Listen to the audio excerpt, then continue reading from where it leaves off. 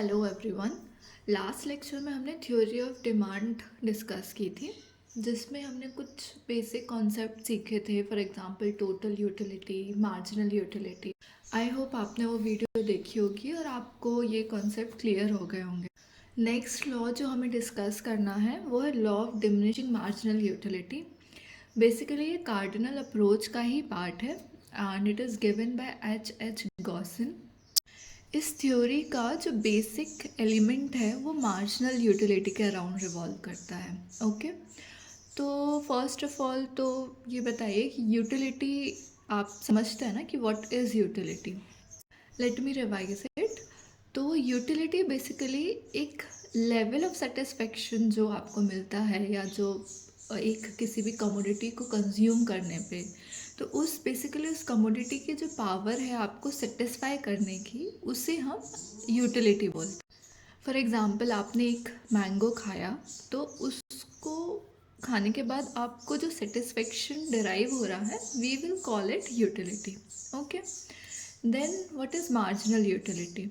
तो बेसिकली किसी कमोडिटी का एक एडिशनल यूनिट कंज्यूम करने पे जो सेटिस्फेक्शन आपको मिलता है, जो सेटिस्फेक्शन आप डिराइव करते हैं, that is known as marginal utility. For example आपने एक मैंगो खाया, right?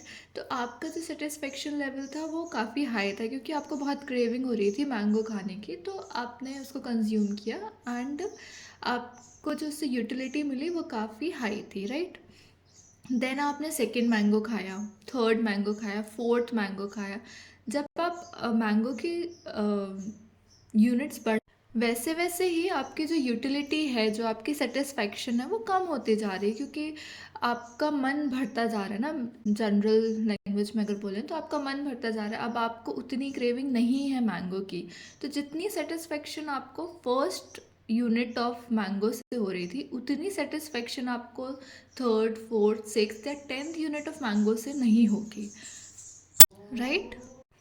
Okay, then let's discuss law of diminishing marginal utility. So, this theory states that as the consumer consumes more and more unit of a commodity, the marginal utility derived on consuming each additional unit declines. So basically जैसे आपको Coke पीने का काफ़ी मन हो रहा है, right? तो आप मार्केट गए और 4-5 कोक लेके आ गए, राइट? तो जब आपने फर्स्ट यूनिट कोक का कंज्यूम किया तो आपको काफ़ी हाई सेटिस्फेक्शन मिली। उस दैट मीन्स उस फर्स्ट यूनिट ऑफ कोक की यूटिलिटी हाई थी, राइट? सेकंड, जब आपने सेकंड कोक कंज्यूम किया तब उसकी यूटिलिटी कम हो गई। और ऐसे ही जब नंबर ऑफ़ यूनिट्स आप इंक्रीज़ करते जाओगे तो यूटिलिटी कम होती जाएगी, राइट? आप, क्योंकि नॉर्मल है ना, आपका मन भरता जाएगा, फिर आपकी जो क्रेविंग थी वो सेटिस्फाई हो गई, अब आपको और ज़्यादा कंज्यूम करने का मन नहीं है। तो in this way marginal utility जो होती है वो डिक्लाइन होती जाती है, and there comes a point जब मार्जिनल यूटिलिटी ज़ीरो हो जाती है। और उसके बाद अगर आप यूनिट कंज्यूम कर रहे हैं किसी कमोडिटी के, तब भी आप को यूटिलिटी नहीं मिलती है, और एल्स आपकी जो यूटिलिटी है वो नेगेटिव में चली जाती है। So let's analyse this in numeric form. For example आपने किसी कमोडिटी का एक यूनिट कंज्यूम किया, जिससे आपको टोटल यूटिलिटी 10 थी, राइट? मार्जिनल यूटिलिटी भी 10 यूटिल्स थी। देन जब आपने सेकेंड यूनिट कंज्यूम किया, टोटल यूटिलिटी ऑब्वियसली इंक्रीज़ होती है, वी नो दैट। तो वो इंक्रीज़ हुई 18 और marginal utility decline to 6।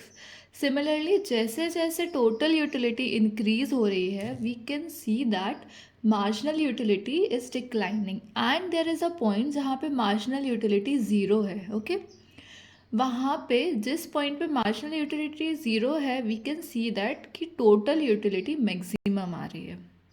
And when marginal utility starts declining and it goes negative, आपकी टोटल यूटिलिटी डिक्लाइन करना स्टार्ट हो जाती है। So basically this is the theory. So जब इस लॉ को हम ग्राफिकल वे में स्टडी करते हैं तो कुछ इस तरह का ग्राफ बनता है। इन दिस हम एक्स एक्सिस पर यूनिट्स ऑफ कमोडिटी ले रहे हैं जो हम कंज्यूम कर रहे हैं, राइट? और वाई एक्सिस पे जो उस कमोडिटी को कंज्यूम करने पे हमें जो यूटिलिटी मिल रही है वो ले रहे हैं. Okay, we can see that कि टोटल यूटिलिटी जब इंक्रीज कर रही है उस टाइम पे marginal utility is decreasing, right. Second relationship is when total utility is maximum. यहाँ देखिए, टोटल यूटिलिटी जब मैक्सिमम है at same time marginal utility is 0, right? And this point where total utility is maximum is known as saturation point. Okay, and the point where marginal utility is 0 is known as point of saturation. इसके बाद हमें law of इक्व marginal utility पढ़ना है जो basically cardinal approach का ही part है. So we'll continue that in our next video. Thank you. Please like, share and subscribe.